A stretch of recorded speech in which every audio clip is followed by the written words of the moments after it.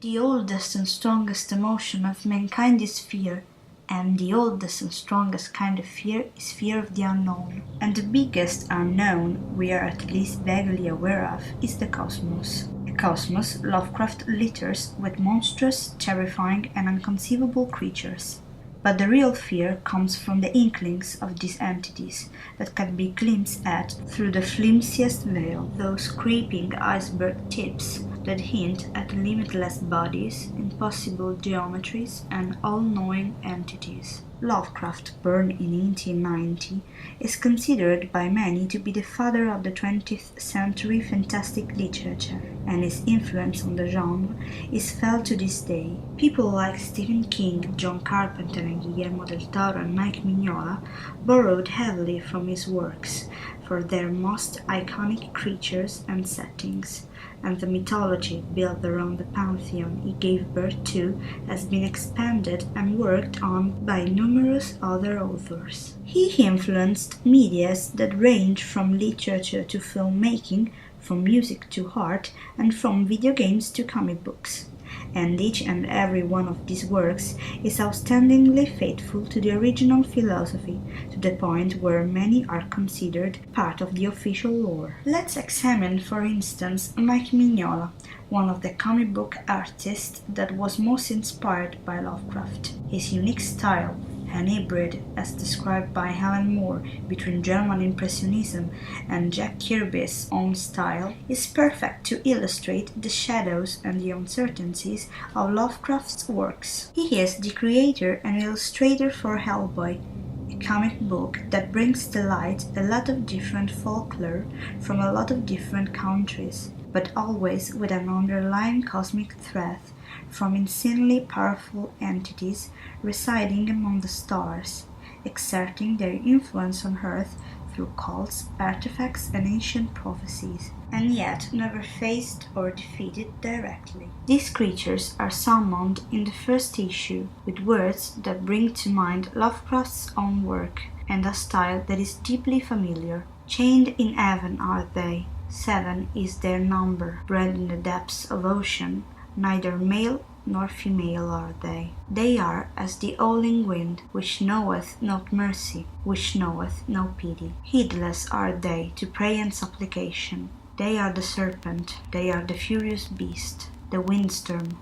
Evil winds they are, the evil breath that heraldeth the baneful storm. They are the mighty children. Hellboy still represents one of the best endeavors in its field. Moving on to a different genre, the world of video games has seen its fair share of works inspired by Lovecraft. Among these, some of the most popular are Alone in the Dark, Alan Wake, and Bloodborne. Alan Wake develops around a sleepy little town in the northern United States, Bright Falls, clearly inspired by Twin Peaks, the town from the 90s TV show by the same name. The protagonist is a bestseller noir writer, suffering from a severe writer's block that keeps him from typing a single word.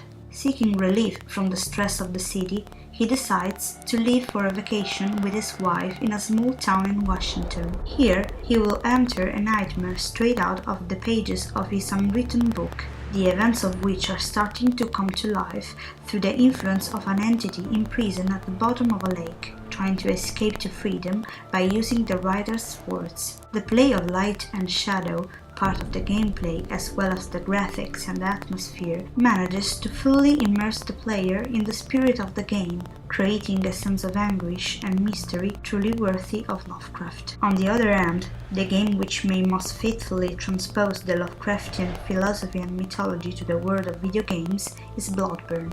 In Bloodborne, the player impersonates a hunter of beasts in the Gothic city of Yharnam, whose citizens are suffering from a bloodborne curse, causing their transformation in creatures akin to werewolves. In this first part, focused on finding an explanation to the sudden reappearance of the curse, the less attentive may find Lovecraftian themes to be lacking, even though the atmosphere of the game and the exceptional art direction already do most of the job of conveying the characteristic ambience of the author's works. However, these will become more prominent as the story moves along, with the hunter discovering a bigger truth behind the troubles of Yarnam. With an oft-forgotten college lost in the shore of a lake they put in the woods at its center. In this college, many years ago, some scholars tried to delve into the secrets of the cosmos, looking for its ultimate meaning and a more complete understanding of humanity's place therein. In so doing, however, they uncovered a truth that should have remained hidden.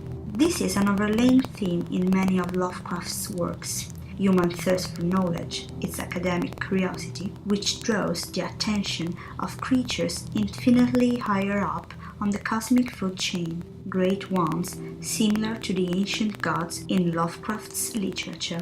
Last but not least are the influences Lovecraft exerted on literature, as exemplified by the works of authors like Stephen King. In his latest book, Revival, King decided to create a real horror story like he hadn't done in years, adding some elements from the Cthulhu mythos with a new twist. Lovecraftian influences are present throughout the book, but they are most recognizable in the end, when the story and the atmosphere reach their climax, with incredibly scary moments. Particularly so, furthermore, when one thinks that the characters are everyday people, gifting the book with that realism characteristic of King that makes all his stories that much scarier. King didn't just try to homage Lovecraft in his works, he tried to add something to what the author from Providence created. Where Lovecraft's stories usually end without explaining anything, so as to leave to one's own imagination the conclusion, King explains everything away to the last gruesome detail, to the point where the reader feels part of the story. As far as I'm concerned, a lifetime could be spent trying to talk about Lovecraft's limitless influences on our culture, and 7 minutes are certainly not going to cut it. He is, as I repeatedly claim in my paper, one of the 20th century most influential authors, one of those few people who actually managed to outlive their own stay on Earth by exerting their influence in every field of modern culture. To conclude, the point of my paper is to shed some light on this little-known but far-reaching author, and to point out how sometimes the most introverted, timid, tormented, and a series of other adjectives that are seen by a society such as ours as exclusively negative are often those that will be defined geniuses by the following generations.